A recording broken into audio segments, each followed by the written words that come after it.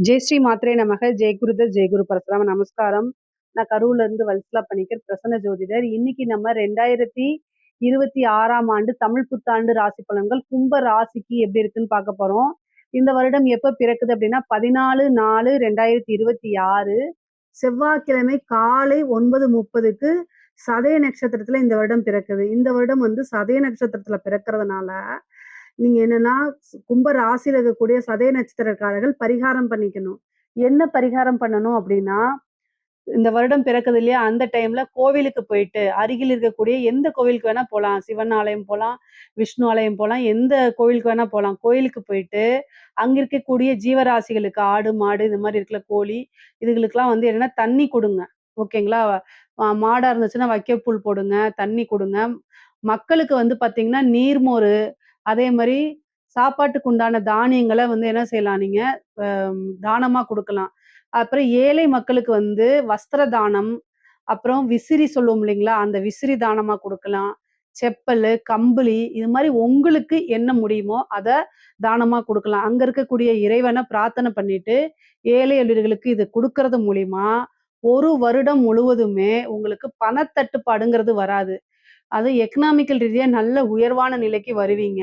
அதே மாரி காசு பணத்துக்கு பஞ்சம் இருக்காது. அது கூட விபத்து கண்டமாகாது, ஆயுள் பங்கம் ஏற்படாது. இதெல்லாம் நீங்க செய்யறதுனால உங்களுக்கு நெறைய நன்மைகள் தான் இருக்கும். இது 1 வருட பலன்கள். சரிங்களா?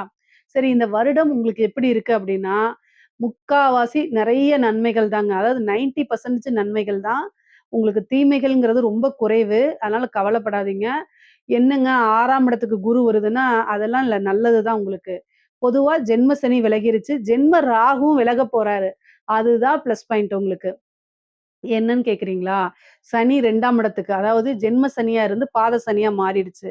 ஸோ 2ஆம் இடத்துல சனி இருக்காரு. அதே மாரி வருடம் பிறக்கும்போது உங்களுக்கு குரு 5ல இருக்காரு.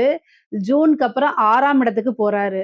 ஜூன் மாசம் 6ஆம் இடத்துக்கு போறவரு, உங்களுக்கு 10ஆம் இடம் தொழில் ஸ்தானத்த பார்க்குறாரு.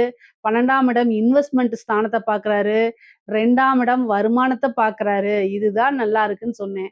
அதே மாரி டிசம்பருக்கு அப்புறம் இந்த டென்ஷன், டிப்ரஷன்ஸு அப்படியே ரொம்ப விரக்தியான நிலை இதெல்லாம் குடுத்துட்டு இருந்தார்ல ராகு, அவரு கிளம்பி 12க்கு போய் மறையப் போறாரு. இத விட வேற என்ன உங்களுக்கு வேணும்? கும்ப ராசிய பொறுத்தவரைக்கும் ரொம்ப நல்லா இருக்கு. நீங்க கவலையே பட வேண்டாம்.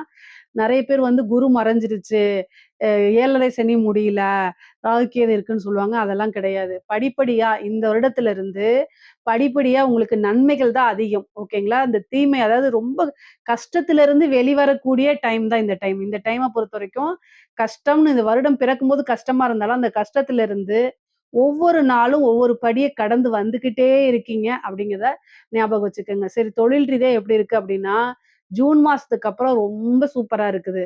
ஏன் அப்படின்னா, குரு 6ஆம் இடத்துலருந்து 10ஆம் இடத்த பார்க்குறாரு. அப்ப தொழிலு கட்டாயம் வளர்ச்சி அடையும். தொழில் மூலியமா நல்ல வருமானம், நிரந்தரமான வருமானம். அதே மாரி புதுசா தொழில் தொடங்குறதுக்கு ஏற்ற காலம். இன்வெஸ்ட்மென்ட்ட குறிக்கிறனால ஒரு சுப விரயம்.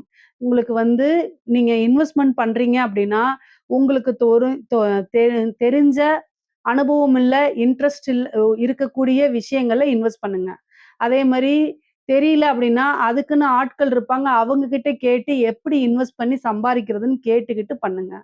இன்வெஸ்ட் பண்றேன்னு ஏதாவது ஒரு விஷயத்துல குருட்டாம்பாக்குல போய் இன்வெஸ்ட் பண்ணி லாஸ் பண்ணிக்காதீங்க.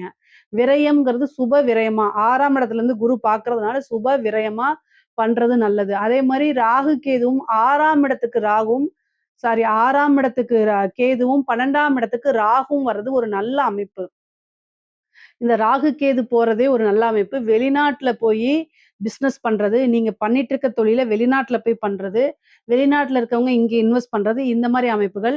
இறக்குமதி, ஏற்றுமதி சார்ந்த தொழில்கள், வெளிநாட்டு பணம் முதலீடுகள்லாம் வரது, இந்த மாரி விஷயங்கள்லாம் உங்களுக்கு நடக்கும். காசு பணம் அப்படிங்கிறது கும்ப ராசிய பொறுத்தவரைக்கும் இந்த வருடம் மழை போல வரப்போது. காசு பணம் நெறைய கொட்டப்போது. நீங்க என்னென்ன விஷயங்கள்லாம் செய்யணும் அப்படின்னா, கூடுதலா உழைப்பும், உத்வேகத்தையும் அதிகப்படுத்தணும். அவ்வளவுதான். நீங்க சோம்பேறியா இருக்கக்கூடாது. சோம்பேறியா இருக்க மாட்டீங்க கும்பராசிக்காரங்க. காசு பணம் வருதுன்னா, ஒரு நாள் நைட்டு கூட தூக்கத்தையே தொலைச்சிருவீங்க. அந்த அளவுக்கு காசு பணம் வருதுன்னா, ரொம்ப ஹார்ட் ஒர்க் பண்ணக்கூடிய டைம் தான். உங்களுடைய ராசி அதிபரே 2ல தாங்க இருக்காரு. குரு வேற பார்க்குறாரு. இந்த காலகட்டத்தில நீங்க சம்பாரிச்சே ஆகணும் அப்படிங்கிறது ஜாதக அமைப்பு, ஜோதிட விதியா இருக்கு. அதனால கட்டாயம் அதுக்குண்டான முயற்சியில இறங்குங்க. உத்தியோகத்தில இருக்கவங்களுக்கு 6ஆம் இடத்துக்கே குரு வராரு. உத்தியோக ஸ்தானத்துக்கே குரு வராரு. சூப்பரா இருக்கு. நான் இது வந்து ஒரே லைன்ல முடிச்சுக்கலாம்னு நெனைக்கிறேன். ஏன்னா, 6ஆம் இடத்துக்கே குரு வந்து உச்சமாகுறாருங்க. உச்சமாகக்கூடிய குரு வந்து உங்களுக்கு 2ஆம் இடத்த பார்க்கிறாரு. உத்தியோகத்துல இருக்கவங்களுக்கெல்லாம் நல்ல வருமானம், ப்ரமோஷன்ஸு, இடம் மாற்றங்கள், வேற வேற பெரிய பெரிய கம்பெனில போய் வேலை பார்க்கக்கூடியது, இது எல்லாமே நடக்கும். இதே மாரி வந்து படிச்சு முடிச்சுட்டு வேலைக்காக தேடிட்டு இருக்கீங்கல்ல, அவங்களுக்கும் ஈஸியா வேலை கிடைச்சிரும். உத்தியோகம், ஜாப் அப்படிங்கக்கூடிய விஷயமே 6ஆம் இடம் தான். அது உங்களுடைய ராசிக்கு ஜூனுக்கு அப்புறம் 6ஆம் இடத்துக்கு குரு வராரு. அதனால நல்ல பலம் இருக்கு. காசு பணத்த சம்பாரிக்கிறதுக்கு ஏற்ற டைம் தான் இந்த டைமு. மிகப்பெரிய லெவல்ல சக்சஸ் அப்படிங்கிறது உறுதியாக உங்களுக்கு உண்டு. படிக்கக்கூடியவங்களுக்குலாம் படிப்புல நல்ல அமைப்புகள் இருக்கு. ராகு கேதுக்கு அதாவது இந்த ஜூன் மாசத்துக்கு அப்புறம் உங்களுக்கு வந்து பார்த்தீங்கன்னா, எல்லா விஷயமும் நன்மையா தான் நடக்கப்போது. படிப்புல நல்ல முன்னேற்றம், முன்பை விட ஆர்வம், ஒரு படிச்சா தான் நமக்கு லைஃபு, நமக்கு எல்லா விஷயமுமே இது மூலியமா தான் சாதிக்க முடியுங்கிற விஷயங்கள உணர்ந்து, தன்னிலை உணர்ந்து படிச்சு, மிகப்பெரிய லெவல்ல சக்சஸ் பண்ணிருவீங்க. நல்ல காலேஜ் படிச்சுட்டு இருக்கவங்கலாம் நல்ல இடத்துல பிளேஸ்மென்ட் கிடைக்கிறதுக்கு உண்டான அமைப்புகள் இருக்கு. நெறைய அதாவது நீங்க உங்களுடைய சுய அ மத்தவங்க யாருமே அதிகமா ஹெல்ப் பண்ணாம உங்களுடைய சுய உழைப்புனாலயும், சுய முயற்சியினாலயும் முன்னுக்கு வரக்கூடிய நபர்களா நீங்க இருக்கனால, எத பண்ணுனாலும் கட்டாயம் உங்களுக்கு சக்சஸு. அதே மாரி 2ஆம் இடத்துல சனி இருக்கனால, வாக்கு சனி கோப்பை குலைக்கும். ஸோ நீங்க எந்த ஒரு விஷயத்தையும் சரிங்க, டார்கெட்டா இருந்தாலும் சரி, ஒர்க் ரீதியா இருக்கலாம். நீங்க பார்க்கக்கூடிய உத்தியோக ரீதியா, ஜாப் ரீதியா இருக்கலாம். படிக்கக்கூடிய விஷயமா இருந்தாலும் சரி, பேச்ச குறைச்சுக்கணும். கும்ப ராசி வந்து நல்ல பேச்சு திறமை. பொதுவா ஜென்ரலா நல்ல திறமைசாலிகள். ஆனாலும் 2ஆம் இடத்துல இருக்கக்கூடிய சனி ரொம்ப டென்ஷன குடுப்பாரு. நீங்க அமைதியா இருந்தா கூட இந்த காலகட்டத்துல உங்களுக்கு ஆஃப்டர் குரு பெயர்ச்சிக்கு அப்புறம் உங்களைய தூண்டி விடுறதுக்கு எல்லா விஷயமும் நடக்கும். ஏன்னா, உங்களோட ராசியில ராகு இருக்காரு. குரு வந்து இவ்வளோ நாளா கண்ட்ரோல் பண்ணிட்டு இருந்திருப்பாரு. அதனால நீங்க அமைதியா கண்ட்ரோல் ஆயி இருப்பீங்க. வேண்டாம், வேண்டான்னு. அது ஒரு ஸ்டேஜ்ல வந்து வெடிக்க தானே செய்யும். எவ்வளோதான் பொறுத்துக்க முடியும். அதனால பொங்கி எழுந்துருவீங்க. ஆனாலும், அதையும் மீறி நீங்க கொஞ்சம் கான்ஷியஸ் ஆயி, ரொம்ப கவனமா இருந்தீங்கன்னா, கட்டாயம் எல்லா விஷயத்தையும் ஹேண்டில் பண்ணிற முடியும். கவலையே பட வேண்டாம். சனி உங்களுக்கு 2ஆம் இடத்துக்கு இருக்கறனால, பேச்ச கண்ட்ரோல் பண்ணி பழகுங்க. நெறைய மெடிடேஷன் பண்ணுங்க. துர்க்கை வழிபாடு, காளி வழிபாடெல்லாம் பண்ணிக்கங்க. தெய்வ அனுகூலம், நேரம், காலம் எதுவுமே நமக்கு சாதகமாக இல்லாதம்போது, நமக்கு சாதகமான சூழ்நிலைய உருவாக்கிக்கிறது நம்மளோட கையில இருக்கு. எப்படி உருவாக்கிக்கிறது? தெய்வ வழிபாடு. காளி வழிபாடு, துர்க்கை வழிபாடு, ஆஞ்சநேயர் வழிபாடு, காலபைரவர் வழிபாடு, இஷ்ட தெய்வ வழிபாடு, குலதெய்வ வழிபாடு. இது எல்லாமே என்னென்ன உங்கனால பண்ண முடியுமோ, ஒரு வேலைய விட்டுட்டு நான் பண்ண சொல்லல. ஒரு பிசினஸ லீவ் போட்டுட்டு நான் பண்ண சொல்லல. உங்கனால என்ன முடியுமோ, இருந்த இடத்துல இருந்து காப்பாத்து அப்படின்னு சொல்லிட்டு நீங்க பண்ணுங்க. மனசு சரியில்ல அப்படின்னா, அமைதியா இருந்து பழகுங்க. மெடிடேஷன் பண்ணுங்க. அமைதியா இருங்க. இல்ல இதுவும் கடந்து போகும்னு எழுதி பாருங்க. மனசுக்குள்ள சொல்லி பாருங்க. பாசிட்டிவான அப்ரிமேஷன்ஸ வளர்த்துக்கங்க. இதுதான் சிறந்த பரிகாரம் வழி. ஓகேங்களா? குரு வந்து மறையும்போது, வாக்குஸ்தானத்துல இருக்கக்கூடிய சனி அ குழப்பத்தைய பேச்ச தூண்டி விட்டுருவாரு. கோவமே வராத நபர்கள் கூட கோவத்த உண்டு பண்றதுக்கு எல்லா வேலையும் கிளீனா செய்வாங்க. அப்போ நீங்க ஒரு வேலைய செஞ்சிருப்பீங்க, இல்ல ஒரு விஷயத்த செஞ்சிருப்பீங்க. உங்களைய பேச்ச தூண்டி விடணும். அந்த வடிவேல் காமெடி இருக்குல்ல, "சண்டைக்கு வாடா வந்து தான் பாரேன்" அப்படிங்கிற மாரி "வாடா, வாடா" அப்படின்னு சொல்லுவாங்கல்ல, அந்த மாரி ஒருத்தர் வந்து உங்கள கூப்பிடுவாங்க. அவர நீங்க எப்படி பார்க்கணும்னா, சனி தான் நம்மள இப்படி கூப்பிடுறாரு, அப்படின்னு நீங்க நெனச்சுட்டீங்கனாலே எஸ்கேப் ஆகி வந்துருவீங்க. அவங்ககிட்டலாம் நம்ம போவே கூடாது. கிரகத்த ஜெயிக்க முடியாது. அதனால நம்ம அமைதியா போய்க்கிறது தான் நல்லதுங்க. மாத்த முடியாத ஒரு விஷயத்த ஏத்துக்கிறது புத்திசாலித்தனம். அதனால கும்பராசிக்காரங்க எப்பவுமே புத்திசாலி. அதனால என்ன செய்வீங்க, டக்குன்னு அந்த இடத்துல இருந்து மூவ் ஆன் பண்ணி வந்துருங்க. எதுக்காக இவ்வளோ சொல்றேன் அப்டின்னா, நீங்க எவ்வளோ திறமைசாலியா இருந்தாலும் சரி, காசு பணம் வருது, எல்லாமே கைக்கு வந்துட்டு பக்கத்துல வந்துட்டு தட்டி போயிறக்கூடாது. அதுக்காகத்தான் இவ்வளோ விஷயங்களும் சொல்றது. உங்க வெற்றி வாய்ப்புங்கிறது உறுதி செய்யப்பட்டதா இருக்கு. ஆனா நீங்க பேசக்கூடிய விஷயங்கள்னால ஒரு சின்ன தவறுனால அது தட்டி போயிறக்கூடாதுல்ல. அதுக்கு தான் இவ்ளோ தூரம் நான் மெனக்கெட்டு மூச்ச பிடிச்சு சொல்லிட்டு இருக்கேன். மத்தபடி எல்லா அமைப்புகளும் உங்களுக்கு நல்லா இருக்கு. கும்பராசியில இருக்கக்கூடிய பெண்களுக்கு ரொம்ப சூப்பரா இருக்கு. இந்த ராகு, கேது பெயர்ச்சி வரைக்கும் ரொம்ப பொறுமையா இருந்துட்டீங்க அப்படின்னா, குடும்ப நபர்கள் சப்போர்ட் பண்ணுவாங்க.